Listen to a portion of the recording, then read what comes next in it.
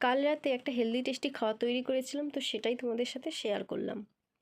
কড়াইতে একদিকে আমি ফুলকপি ভাজা বসিয়ে দিয়েছি, অন্যদিকে প্রেসার কুকারের ভেতরে চাল, মুসুর ডাল, মটর, বিনস, গাজর এগুলো দিয়ে আমি একটা সিটি দিয়ে নেব। খুব বেশি সেদ্ধ করা যাবে না, জাস্ট অল্প আঁচে হালকা সেদ্ধ হবে। তো ফুলকপির মধ্যে আমি একটু পেঁয়াজ কলি দিয়ে আর একটু ভেজে নেব। এই খাবারটা আমাদের বাড়িতে খেতে সবাই খুব ভালোবাসে, ছোট থেকে বড় সবাই খেতে পারবে, বাচ্চা থেকে বুড়ো, কারণ খুব হেলদি, খুব টেস্টিও হয়। আর অনেকেই হয়তো বলবে এটা তো আমাদের বাড়িতেও করি, এটা তো ভাত ভাজা, কিন্তু অ্যাকচুয়ালি নয়, ভাত ভাজা নয়, ভাতকে কড়াইতে দিয়ে আমি ভাজবো না। তো কি করব সেটা তোমরা লাস্ট পর্যন্ত ভিডিওটা দেখতে থাকো। তো একদিকে আমি কড়াইয়ের মধ্যে কিছুটা সর্ষের তেল এবং তার মধ্যে কয়েক টুকরো শুকনো লঙ্কা দিয়ে ভেজে নিচ্ছি, ভেজে ওটাকে গুঁড়ো করে রেখে দেব। আর এদিকে আমার সেই সেদ্ধ ভাতটা হয়ে গেছে, খুব বেশি সিটি দিইনি, একটাই সিটি দিয়েছি, খুব ঝুরঝুরে করতে হবে।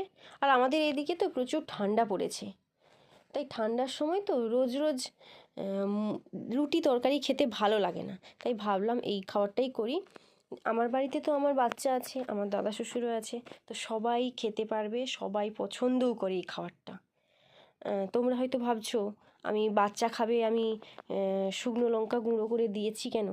বাচ্চার জন্য আমি আলাদা করে তৈরি করে নিয়েছি। তো ওই ভাতটার ভেতরে আমি একটা পাত্রে ঢেলে নিয়েছি, তার উপরে সেই শুকনো লঙ্কা গুঁড়ো করে রাখা সেটা দিয়ে দিলাম, আর সেই ভাজা তেলটাও দিয়ে দিলাম। এর ওপর দেবো একটু সামান্য স্বাদ মতো লবণ আর একটু পেঁয়াজ কুচি দিয়ে এটাকে ভালো করে মিক্সড করে নেব। তারপরেই রেডি হয়ে যাবে আমাদের সেরকম হেলদি টেস্টি খাবার। এটা খেতে খুব ভালো লাগে, আমার তো অন্তত খুব ভালো লাগে, এবং বাড়িতে সবাই খুবই পছন্দ করে। তো এটার নাম হচ্ছে ভাপা, আমরা তো ভাপা বলেই থাকি। তো এটা কাদের কাদের বাড়িতে হয় আমাকে একটু কমেন্টে জানিও, এবং বাড়িতে তৈরি করে খেও এবং কেমন টেস্ট হয়েছে সেটাও আমাকে কমেন্ট করে জানিও।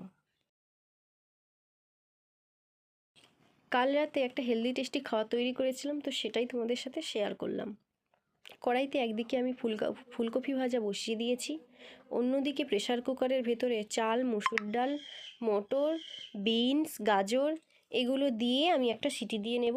খুব বেশি সেদ্ধ করা যাবে না, জাস্ট অল্প আঁচে হালকা সেদ্ধ হবে।